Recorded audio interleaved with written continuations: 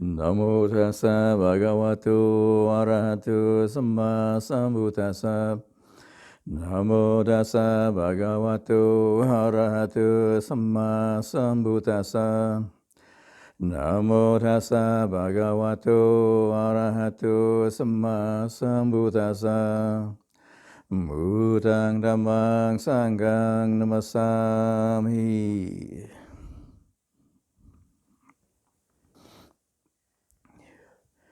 So this is session 9 of the Sutta studies for the Rains Retreat 2023. And the theme today is Sama Samadhi. And this is what at first maybe appears to be a reasonably simple topic. When one looks into it, it actually becomes quite a complex topic.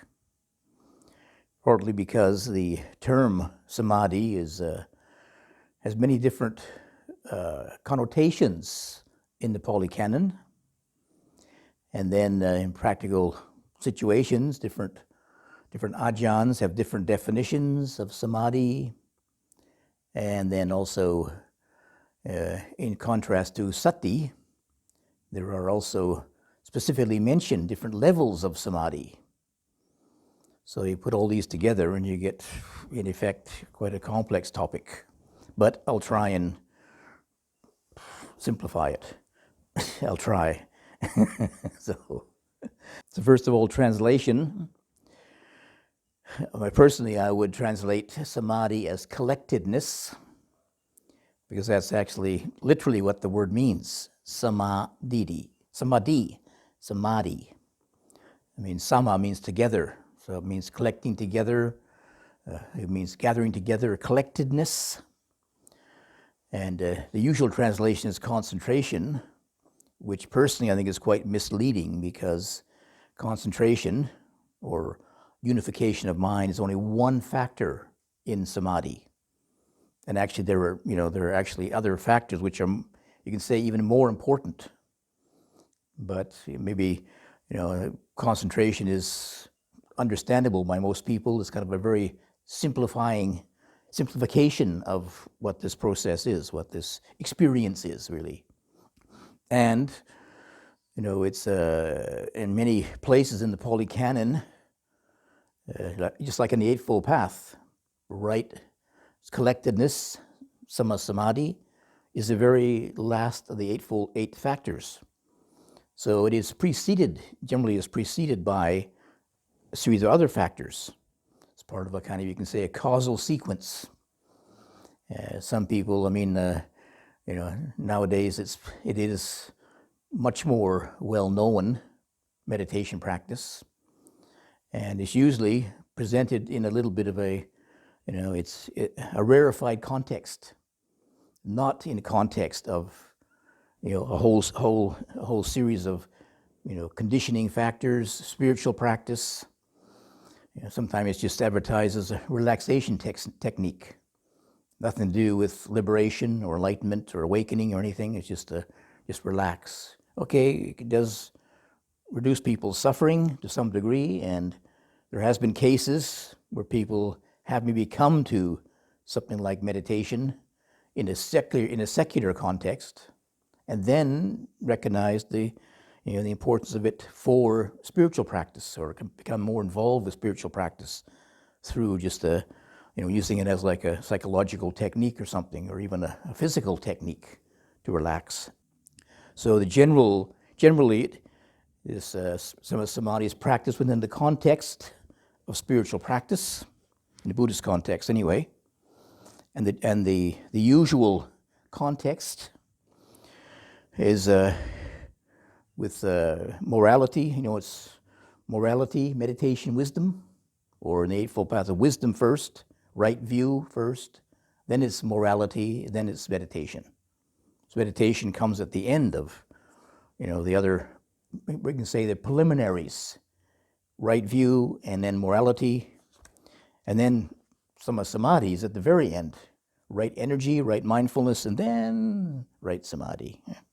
But anyway, in many places there is a sequence of conditions, preconditions, if you like, mentioned. This is one of them. endowed with this body of moral conduct, with this noble restraint of the senses. Recognize that one? With noble mindfulness and clear awareness, clear knowing, and with this noble contentment, he then resorts to a secluded place to sit and sleep.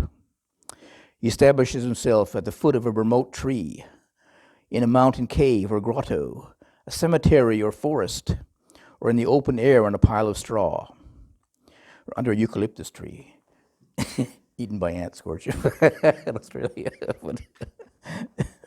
But anyway, finds a quiet place, secluded place. Then, having returned from the alms round and taken his meal, he sits down cross-legged, holding his body upright, and raises up mindfulness before him. And this is the preliminaries of the usual first exercise is mindfulness of breathing, awareness of breathing exercise. And then if you're aiming towards the development of a right collectedness, then it proceeds further, giving up worldly desires. He abides with a mind free from worldly desires. His mind is cleansed of them, giving up ill will and hatred, friendly and compassionate to all living beings. His mind is cleansed of ill will and hatred, giving up mental sluggishness and lethargy, perceiving light, mindful, and clearly knowing. His mind is cleansed of sluggishness and lethargy, giving up restlessness and worry with an inwardly calm heart. His mind is cleansed of restlessness and worry, giving up doubt. He abides having overcome doubt, without uncertainty as to unwholesome things. His mind is cleansed of doubt. Recognize those? 5 hindrances, yes. This is even before, right samadhi. But I mean, these hindrances are really suspended or attenuated. In other words, you need a certain, kind of wholesome state of mind or a wholesome environment. There's an environment physically, and then the mental environment before one starts with right concentration, right collectedness. He then sees that his 5 hindrances have been given up. Delight arises. That's pamoja. Greatly delighted, joy arises, piti. Joyful, his body is tranquilized, passaddhi. With tranquility, they feel well-being, sukha. With well-being, the mind is collected. Those are sort of preliminaries. And there's quite a few instances where there is the same sequence, the same causal sequence is mentioned with different sources, different causes, initial causes. This one is when the 5 hindrances are up in abeyance, at least temporarily anyway. Other ones are, there is a sequence in the chapter on conditioned causality chapter. Bhikkhu Bodhi calls it transcendental dependent arising, where the usual sequence, if you remember, I haven't mentioned it, have I? Anyway, the 12-fold links, dependent origination, starts off with ignorance, conditions, sankharas, conditions, consciousness, etc. Ends with dukkha, and in this one, dukkha can give rise to faith. The Buddha says that dukkha, unsatisfactoriness, ripens either as search or as a search or as faith. No confusion or search. So when there is unsatisfactoriness, some people are just confused by it. Others, they'll begin to search for a solution, for a way out of it. And then from that, there could be arising some degree of faith or confidence in some path to resolve the unsatisfactoriness. Not just being overwhelmed and confused by it, but finding a way out. From faith arises gladness, right? Everybody? Joy, tranquility, well-being, collectedness. Right. Another one is sila, morality, gives freedom from remorse, and then gladness, right? Joy, come on, everybody together.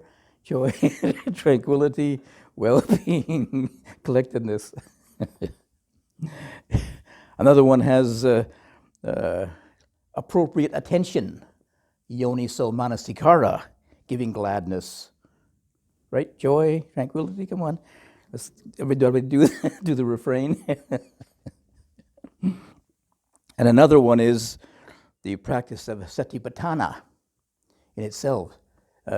Sati sampajanya gives the conditions for collectedness as well.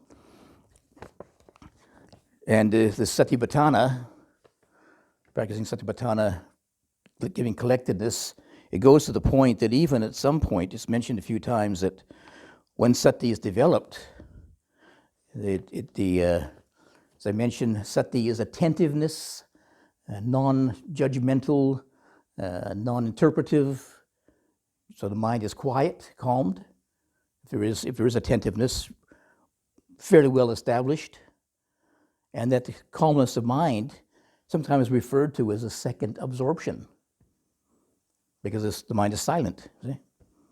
And you're very, very attentive, very focused. You can say you're focused and attentive to whatever the theme is. Then your mind is really quiet. It can be called the second absorption, which is called the abiding in silence. So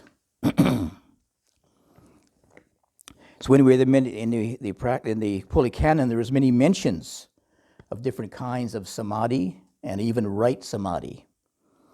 The classical one, which is mentioned probably the most frequently, is the one which we call entering in the 4 different absorptions, jhana. So once the mind has some degree of, here I'd translate sukha as well-being. There's a sense of deeply bounded and deeply centered well-being. And of course, if you can recognize that if there is well-being, then what else is there to do? Huh? You don't need anything else. You don't want to get rid of anything. So the mind is very settled, calm, tranquil, settled in well-being, and then it's very collected. And from that, being thus aloof from sensuality, aloof from unskillful conditions, they enter in and abide in the first absorption, or jhana, which is accompanied by initial and sustained thinking, with joy and well-being born of seclusion. With this joy and well-being born of seclusion, they fill, suffice, overflow, and pervade the entire body, so there's no part which is untouched by this joy and well-being born of seclusion. Doesn't that sound wonderful?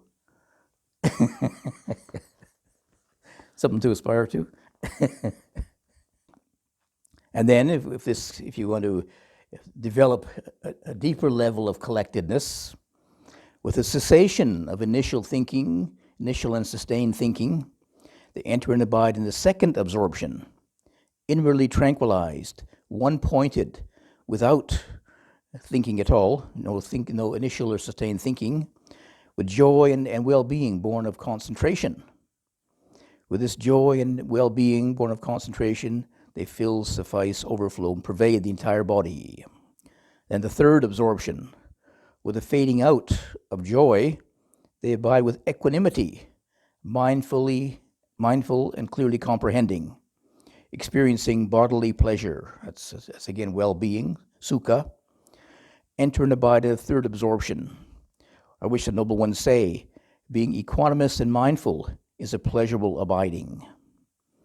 Likewise, they pervade the entire body with this. Then the giving up of pleasure and pain, with the previous passing away of ease and dis-ease, they enter and abide in the fourth absorption, which is neither painful nor pleasant, with mindfulness purified by equanimity. And likewise, they abide with suffusing the body with the mind purified and cleansed, so there's no part which is untouched by this purified and cleansed mind. So that is the usual, probably the most common definition of right samadhi. I could say right collectedness. However, there are a number of places in the Pali Canon which also refer to right mindfulness, right collectedness, with no reference to the jhanas at all. The most common phrase is that it's usually in the context of the other, talking about the Eightfold Path.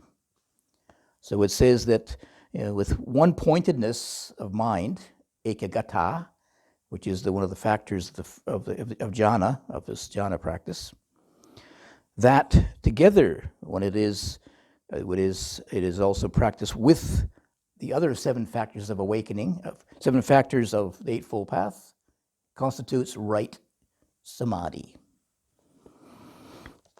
So no mention of jhana at all. And other times, this right samadhi is mentioned as penetrating, seeing very, very clearly the 6 senses. Also with the establishment of sati sampajanya is also right concentration. And especially these other 7 factors of the path, especially right view, is very, very important.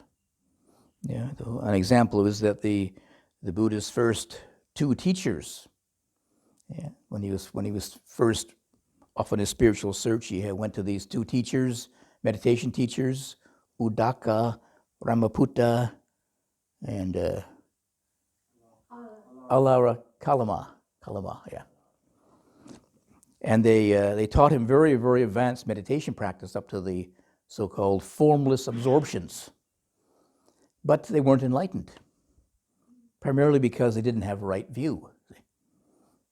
So when the Buddha was enlightened, was awakened, when he thought about who would be receptive to his teaching, he recognized that this teaching was very, very profound, hard to understand by most people, but who would be most receptive to it? His first 2 teachers, because they already had sila and samadhi. All they needed was some panya, some wisdom. But he really, when he sent his mind out to try to contact them, they didn't have email in those days, so he had to resort to telepathy. He realized they both passed away, unfortunately. They got born in some very, very high heavenly realm with their high absorption, high meditation attainment. But so then he remembers the Panchavaki, the first five disciples, who also were very accomplished in sila and samadhi, having been ascetics for a long time. But all they needed was right view. Then they could be awakened then, very, quite quickly anyway. And this unification of mind, this ekagata, is mentioned in contexts of standing and walking meditation. It's also mentioned in the context of listening to Dhamma, that one can have unification of mind. And there are a number of cases where people were listening to the Buddha's teachings and, of course, became stream enterers. And a number of these cases where the people were not Buddhists, they were not even really, they definitely weren't meditators, and some of them were not even very moral, because with the story anyway, I think it's in the commentary about the assassins that Devadatta sent to assassinate the Buddha. They were hired killers, but the Buddha, with his metta, he sort of, I guess converted him. Converted him with his metta. Then taught him the Dhamma, and they were awakened, became stream enterers. Then put down their swords and went away, I guess, to shave their heads, and I didn't see what happened to them. But so they definitely were not very moral people. They were assassins, but being able to, you can imagine listening to a discourse from the Buddha himself, who was very convinced of his teaching, would be quite a powerful influence, Probably also spreading a bit of metta, or a lot of metta. That's a powerful combination. So don't get any ideas, though. It wasn't being an assassin that did it. It was meeting the Buddha that did it. You know? So anyway, we put these two together, the four absorptions and this definition of right collectedness being the unification of mind together with the seven other factors of the Eightfold Path. Then the conclusion is that right collectedness is not just about jhana, or deep concentration or absorption, but most important, it's about being developed in context of the seven other factors of the path. It's not a matter of just concentration. I mean, I know when I was in Thailand, I wrote to somebody, I won't mention their name, and I talked about, I was very inspired by my practice of concentration, of focused attention, you see. Being in the forest in northeast Thailand North Thailand then, and spending all day long just focusing on breathing, you know, the mind calmed down. Even my mind calmed down. Yeah. And I don't think it was on reflection again, it was so much that I had great powers of concentration. I think most of it was just sensory deprivation. If you remove your mind from, just as you on retreat, come off retreat, yeah, right? Remove your mind from a lot of sensory stimulation, your mind calms down. So anyway, that I mentioned that to somebody in a letter, and they wrote back and said, "Oh yes, I know all about it because I'm an athlete. I need lots of concentration to be able to do my athletic practice," they said, you know. I said, well, that's not quite what I was talking about. You know, this is probably not right collectedness, but they were using, of course, people use collectedness or concentration, if you like, in the course of everyday life, you know, and some people are very good at it. They can be really, really focused, you know, the absent-minded professor, so focused on what they're doing, they forget to eat or sleep or whatever, you know. But is that right? That's not right collectedness, you know. They probably don't have the other. They might have energy, maybe. Do they have right view, though? You know, just imagine if you put some right view in there, they could be awakened. Staring at their microbes in a microscope, they could be awakened. They'd be reflecting upon impermanence. And not self, maybe. You know. So there's also cases, stories in the Pali Canon that, we should mention about, there are two kinds of meditation in Buddhist practice, right? You heard of calm, samatha, and vipassana, insight meditation. So these two kinds of Buddhist meditation, I mean, I mentioned already the case of the Buddha's first two teachers. They were doing what's called samatha. They're just using exclusively these exercises in focused attention, concentration, without the reflective part of insight meditation. But in Buddhist meditation, the emphasis is on wisdom, not just, you know, tranquility of mind, calmness of mind, or absorption, but reflection. As I remember from the second of the factors of awakening, Dhamma Vichayo, investigation of Dhamma, you know, second most important factor after mindfulness or attentiveness. So with this calm and insight meditation, it's a matter of, you know, how much we should balance these two. And there's one sutta that mentions calm and insight, and it mentions three different ways to practice it. Practice it together, sometimes practicing calm first, then insight. Another one is insight first, then calm. And different teachers have different positions on this. Some people, like the Ajahn Mun tradition, forest tradition, usually emphasizes a lot of samatha first, even up to the fourth absorption, and then changing to insight meditation. You know, but there is also some dangers to just calm meditation. You know, I guess the classic example again is Devadatta, the Buddha's cousin. You know, he was able to attain to fourth absorption. And with the fourth absorption, it allows the possibility to awaken the spiritual powers, psychic powers. So he had these special powers. I forget exactly what they were, but he could kind of disappear, I think, or something or other. Anyway, with these powers, he impressed some other people, and he began to, be his disciples. They were really impressed with him. See? But the trouble with calm meditation, it is still a worldly Dhamma.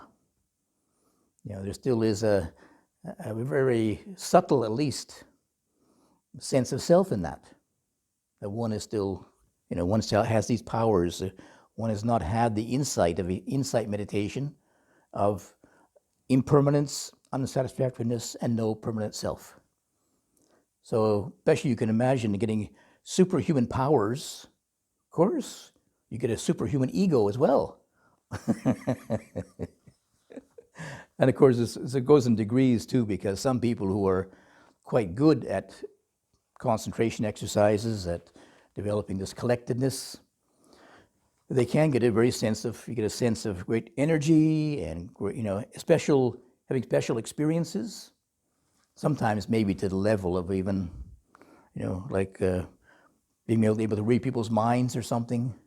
So then you think, oh yes, I'm very special. But without the insight meditation, one hasn't seen that this is just another condition of mind. One believes it because it's feeding your ego again. There are stories, not only Devadatta was the most classic one. He's the archetypal spiritual narcissist. You got that?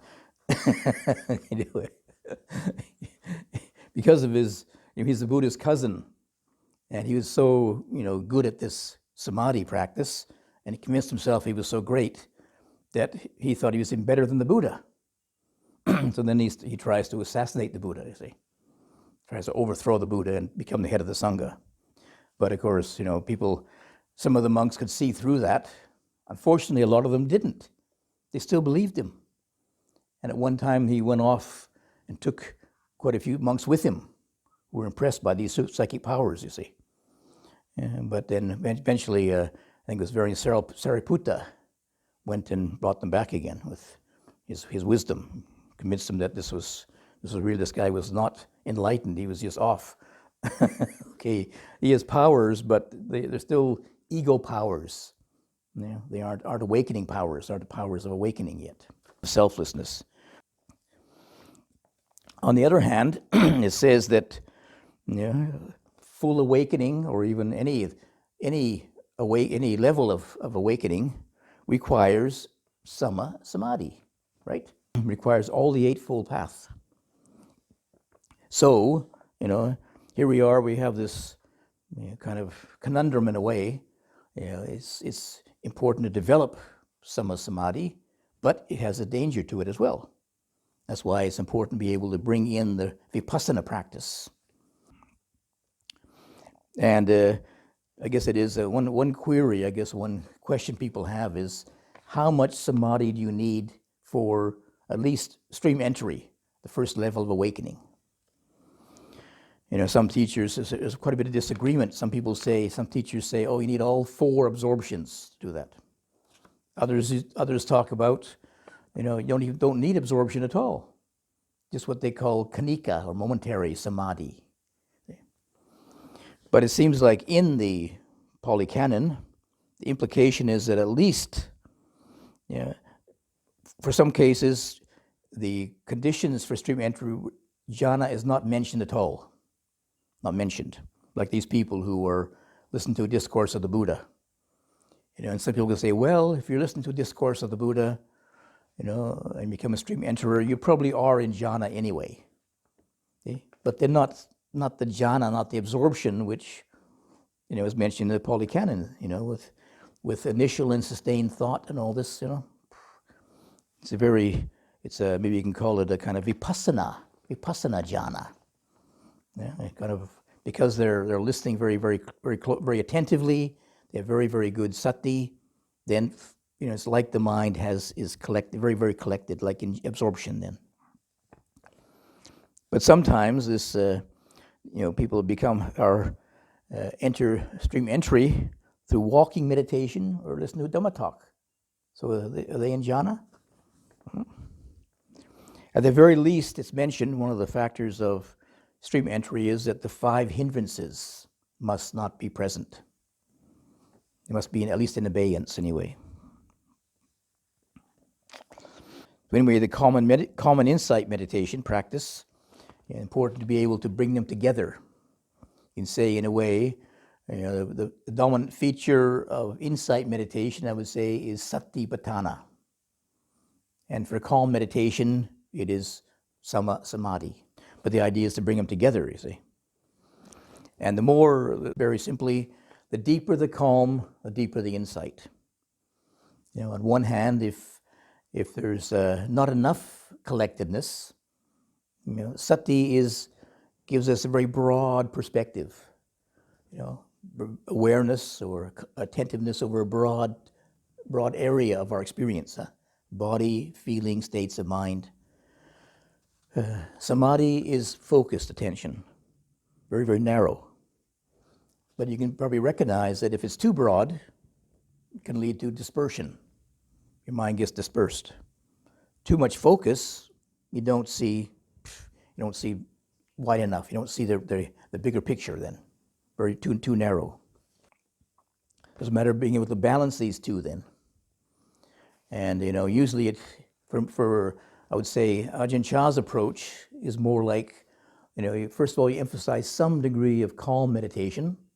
He usually recommends people take up the meditation on the breathing, and as a formal meditation exercise and calm meditation.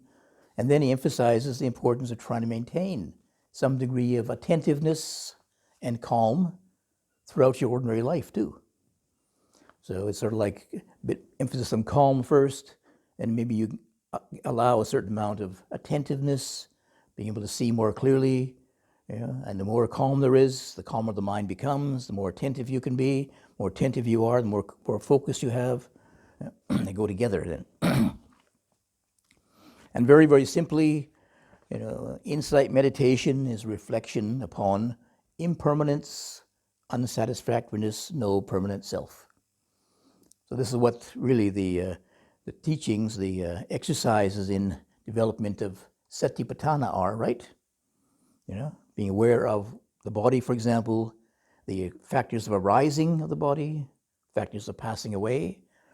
One is already bringing that into the practice of developing sati, attentiveness, in the right way, so the mind is already set up to be able to perceive or be open to receiving, the truth of impermanence, arising, passing away, arising, passing away. It's not we're making it up.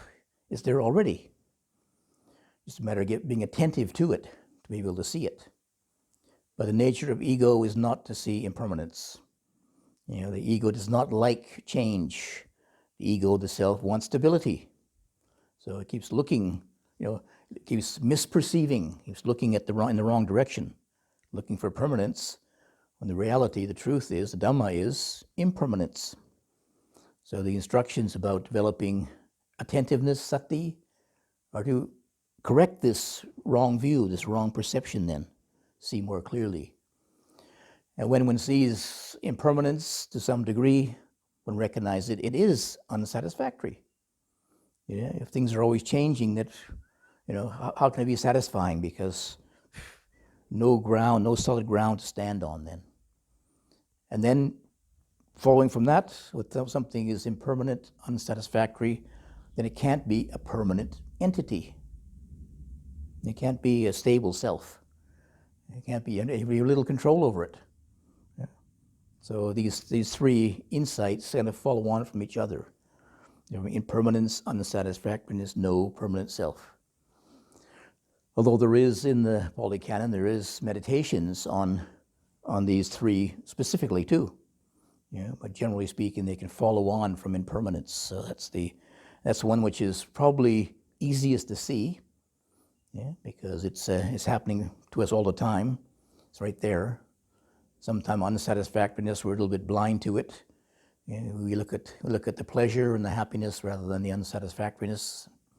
And then, of course, the ego blinds us to no permanent self. So right collectedness is important and has many, many benefits.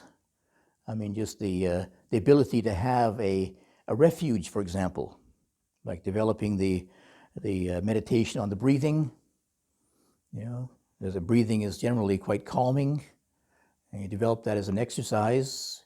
Then if you notice your mind kind of spinning out with papancha, elaboration or conceptual proliferation, just go back to the breathing, back to the breathing. Of course, if one hasn't practiced that exercise, it's not so easy. You can know in your mind, yes, drop it, let go of it, back to the breathing. But if you haven't practiced the exercise, you don't know how to do that. Don't have the skill yet. But if you spend time developing it, it's just like developing, as it were, your physical body. You go for a walk up the hill and you're panting. But if you keep it up, after a while you build up those muscles and you can walk up there easier. So likewise with the exercise and collectedness. And then some of the exercises in collectedness, like I mentioned before, there's 40 different meditation objects in Theravada Buddhism. Some of them are more specific to calm meditation, such as the so-called kasinas, the color meditations. But other ones like breathing, reflection on the four elements, they're much more easy to convert to insight meditation. For example, the breathing. You can focus on the breathing as an object. The breath is always there. Or you can focus on the breathing as it's arising and passing, arising and passing. Some of the meditations, like the color meditations, for example, the forest teachers say you should try to see them in the body. First outside, you see them outside first, but then you should bring them into the body. Because in the body, you could see them more as impermanent. The color red, is the blood flowing in your veins, for example. It's flowing, it's moving, rather than seeing it as a fixed color outside. You see it inside the body, and then, easier to convert it to insight meditation then. Other ones are a bit harder. There's one meditation I heard that some of the monks do in Thailand. Because they're Buddhists, some of them would make an image of a Buddha, a picture of a Buddha statue, It's a silhouette of a Buddha, you see. And then you especially if you use black paper, you put it on the window, see. And then if you look at the black and close your eyes, it comes out white. Anyway, that's the after image, they call it. So they use that, inspires them, the Buddha image. So it inspires them to focus and focus. The only problem is sometimes it gets imprinted in your mind. So it was a story. I guess I can tell the story now. There was a story. I mean, this is one of those urban myths, but anyway, because there are different teachers emphasize different techniques. So some of the teachers are more inclined towards what's called samatha, the calm meditation. Others are called vipassana teachers, you see. Anyway, there was a story that there is these two teachers. One is a samatha teacher, one is a vipassana teacher. And for some reason, they were at some kind of alms offering or something. So they sat next to each other. And the samatha teacher said to the other one, he said, I think I must be enlightened, because I see a Buddha image in my mind all the time. It's there all the time, And so the other one said, he said, just next time you're in meditation, he said, and you're looking, and this Buddha's there, he said, just try to reflect upon arising and passing away, arising and passing away. So apparently some of the teacher went, was the next meditation session, it happened, and he reflected upon arising and passing away and passed away. And he was enlightened.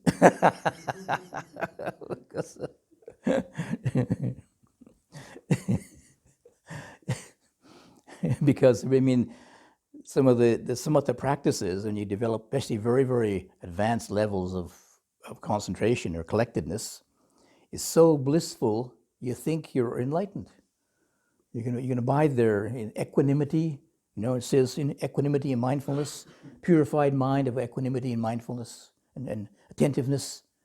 It's like you're enlightened. And some of the people can convince themselves they are enlightened. Yeah, but they're just holding on to this very, very sublime or very, very refined state of consciousness. There's still somebody there who is enlightened or believing they're enlightened anyway, see? But to really realize awakening, one has to let go of enlightenment. Yeah. Let go of awakening. Is it possible? Tragedy, heartbreak. So that's the theme of next talk, is about right liberation. The right liberation. So I think I better pause there for now. Thank you.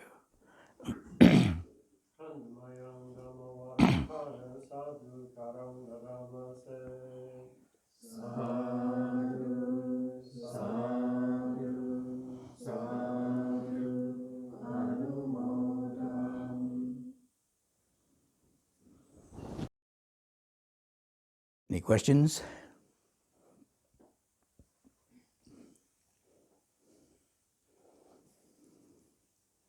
Yeah, question. Are you familiar with when the Buddha says if neutral feeling is understood, it's pleasant, and if it's not understood, it's unpleasant? So I'm just curious, how is neutral feeling actually pleasant? So pleasant that you're not being disturbed by the temptations and the possibilities of sensual pleasure, which would be making it unpleasant. Probably that I would imagine that if you understand it, then it is equanimity. So equanimity is, it's being at peace with all kinds of things. So it's like most people think of being at peace away from disturbance, but equanimity is being at peace with disturbances. It's like a different kind of neutral feeling, if you like. but rather than trying to get away from them, one is still with them, but one is equanimous. So one is seen through. This is impermanent too. Neutral feelings are impermanent. Pleasant, unpleasant, neutral are all just passing feelings. So one becomes equanimous with them.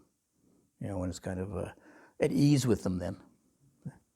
So then it is, it's like a kind of pleasantness, if you like. Whereas if you don't know unpleasant feeling, a neutral feeling, most people just fall asleep because there's nothing happening, So they just become dull, sleepy, unconscious, and then and it becomes a hindrance. Then, not very pleasant. I guess. I presume. That's my opinion. That's not. I don't know what the Buddha said about it, but.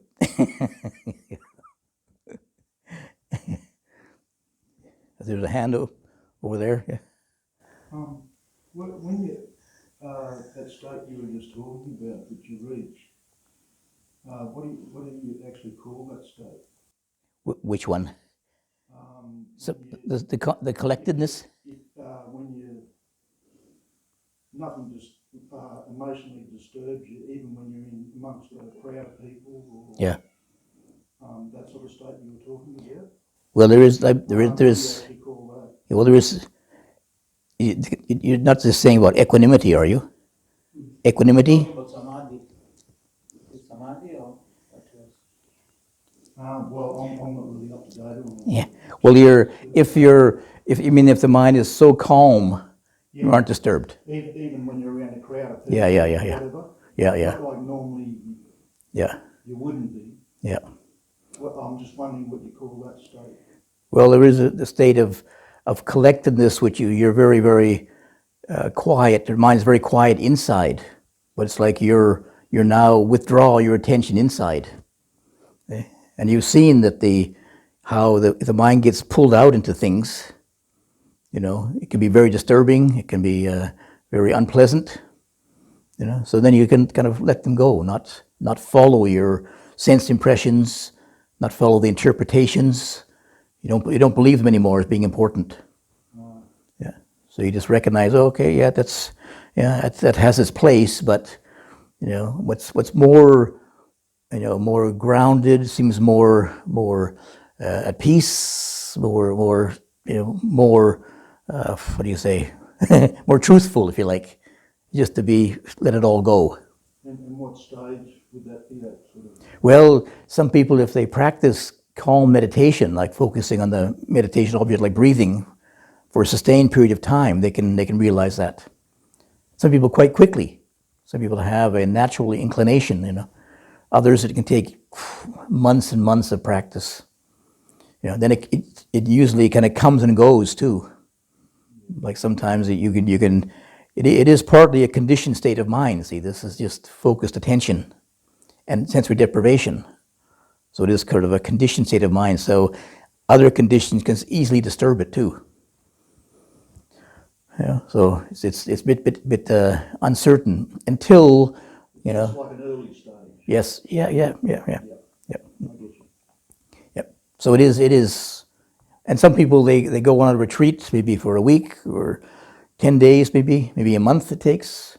They can taste it. They can experience that to some degree, and then realize, oh, there is another state of being which, you know, which is much more peaceful and seem to be much more relevant or much more meaningful or authentic than you know, having to drink to quieten your mind or or distract yourself or something, and then they get interested in this Buddhist meditation, mental development, but it requires some effort. It's easier to take a pill sometimes than it is. but it won't last. You see, taking a pill, come out of it again. You know? Yeah. Have to find an enlightenment pill. But some people they can, you know, they can experience it fairly easily, can say, but it's a matter of being able to sustain it. That's the problem. Somebody said it's easy to be enlightened; it's just hard to stay enlightened.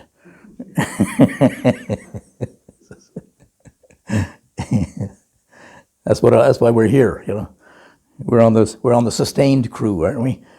We're sustaining crew. We're trying to keep it up day by day. Not always winning, but we try.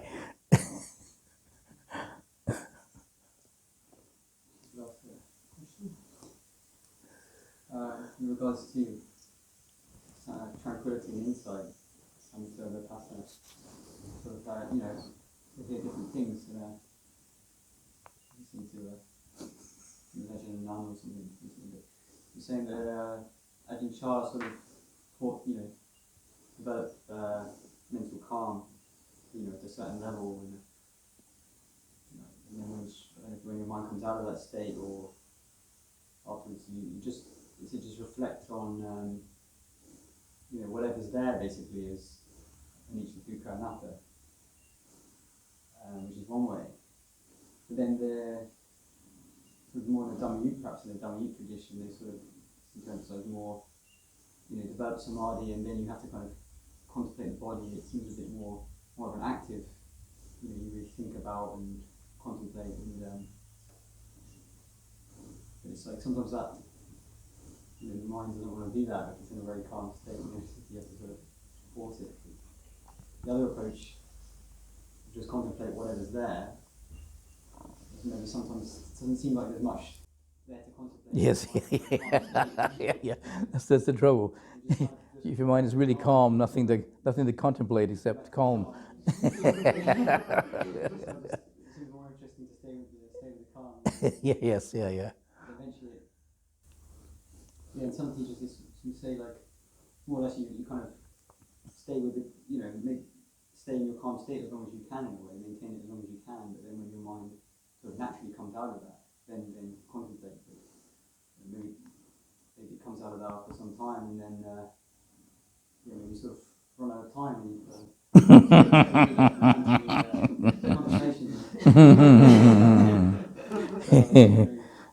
Well, ideally, you kind of keep them up together. I mean, like the contemplating the body, for example, that's right attentiveness, samasati, you see. Yeah. So you kind of, if you do that practice for a while, you seed the mind to be able to turn to the body. So if you come out of calm state of mind, out of concentration, out of collectedness, then that theme is already there, you see. It's already, the mind's already been seeded that direction. See? So then the calm supports a clearer seeing of the 31 parts of the body, for example. Really, really clear seeing of it. If your meditation was based on the body, Yeah, yeah. calm meditation was based on you. Well, ideally you would do the reflection on the samasati. You do that at a certain other time, for example, and then then comes right right collectedness. You see, You already have that. You already have that as the kind of background of the mind. Used to thinking that. Yeah. So when the mind is calm, that's a natural. It would be like a dominant theme that should come up into your mind. See? Yeah. So I mean, it depends on, it depends on people's temperament of mind too. Some people they would be more inclined towards calm meditation, and then it'd be a bit hard for them to draw out of calm to be able to contemplate. Others is the other way around. See, they're thinking too much. They're so-called contemplating, but they're thinking too much.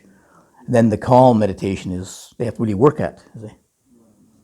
So it's a matter of trying to put them together now. See, depending upon your own temperament and also time and place and the situation and. Depends whether people are sort of starting more Yep. insight initially. Yep. Yeah. Whether they start with calm first or insight first and then calm and see. Yeah.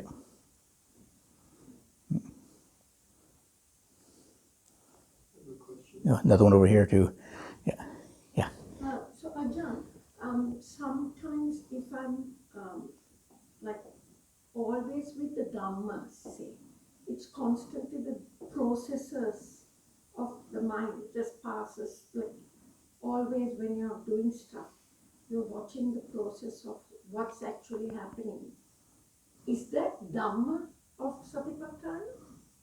Or what area of, so you can have Chittanupassana Yeah. and Well, Dhammanupassana, right? So if you are always with Chitta and Dhamma, the Satipatthana, those two aspects, is that healthy or? yes. Yeah. It is Satipatthana. Because this thing about the body is something that I get a bit confused. Like everyone says go to the body. So that's the bit I can't, get. Yeah. I am always with the Dhamma and the Chitta. So Yeah. what is with the body? I don't get it. You know what I mean? It's like Who's talking? What's talking now? Lips moving, tongue moving. That's body. That's body. okay. Yesterday you were raking leaves. Right. Was your mind raking leaves or your body raking leaves? All right. So I do that, but I didn't know you called it that. Yes. Yeah. The body is rupa, physicality. See? Right. It's just physicality. It's the four elemental qualities and how they are manifested. See? Yeah, that's basically. Yeah. Yes. Right. Okay. So it's happening, but Yes. It's what you attend to. You see. yes. Yeah. Like. Yeah.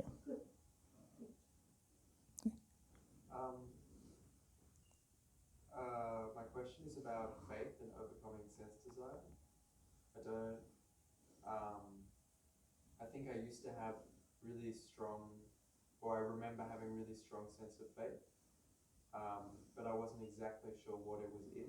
It was just a sense of like faith of something within. But when I started reflecting on non-self, I sort of didn't find any center, and that faith became a little bit populated. What do you mean by faith? I mean, what? A sense of like a belonging within, not having to reach out for any, not knowing that satisfaction doesn't come from out here. That sense. Yeah. And I felt it was easier for me to overcome sense desire when I had that center, felt center. So I'm wondering how, if you can comment on faith and overcoming sense desire. Well, the faith more in the Buddhist sense is more like a certain confidence, like confidence in the teachings. You can say confidence in yourself too.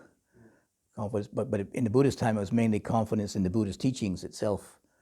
Confidence that the Buddha was an accomplished teacher, and he taught that the Dhamma is the truth, and the Sangha, those who are practicing rightly, and and you can say these days, confidence in yourself, that you have the possibility or the opportunity and possibility to practice and realize the truth too. It doesn't need to be centered anywhere, but I mean, usually faith for most people or confidence is sort of like you can say more of a heart quality. It's a felt sense rather than just an idea in their head. But for some people, they need the logic.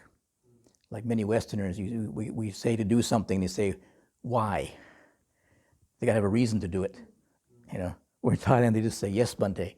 Because I told them to. They have total faith in what the monks say. Whether it's blind faith, I don't know, but not that the monk is always knows what he's doing, but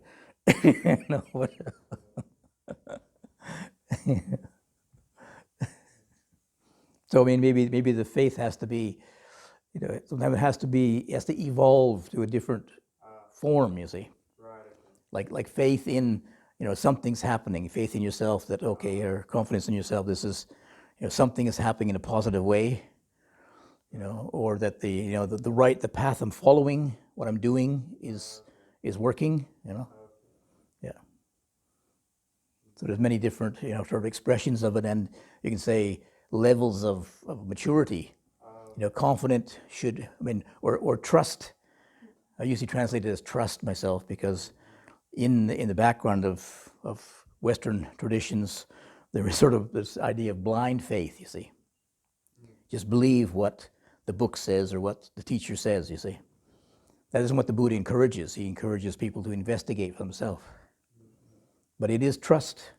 I don't know what the Buddha said, if it's right or not, but I trust, to me, it's just, I trust that it is right, because it seems to be very, very comprehensive and very clear and consistent, and so I trust that it's right, but I don't really haven't realized it completely. I don't have complete confidence yet. Like you can trust in yourself that you have enough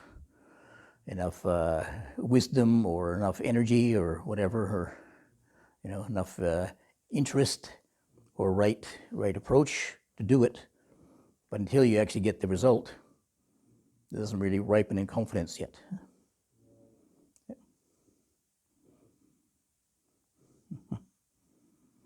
So only full awakening, you're really confident. so next week, right liberation. yeah, yes.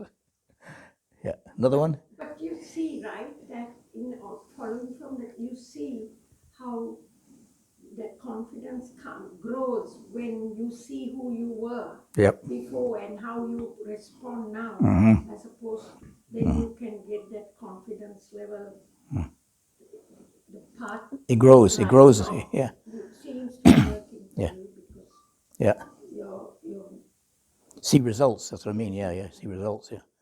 Yeah. And then it's like it's not that. It's like you see the cause and effect relationships. I do this and this results. Yeah, so it does work. Yeah. So question for you, Ajahn, like two parts. When you were, how long were you with Ajahn Chah, and what was it like to be? Oh my goodness. There's a book on top of the shelf there. Life and Teachings of Ajahn Chah. Were you with him in Thailand? Huh? Were you with him in close contact in Thailand? With Ajahn Chah? Yeah. Yeah, for 6 years, yeah. For it like to be with? Yeah. There's the book up there. Yeah. I could be here all afternoon if you. Yeah. Yeah. Okay. So okay, enough today. Yes. After 3 o'clock, yeah.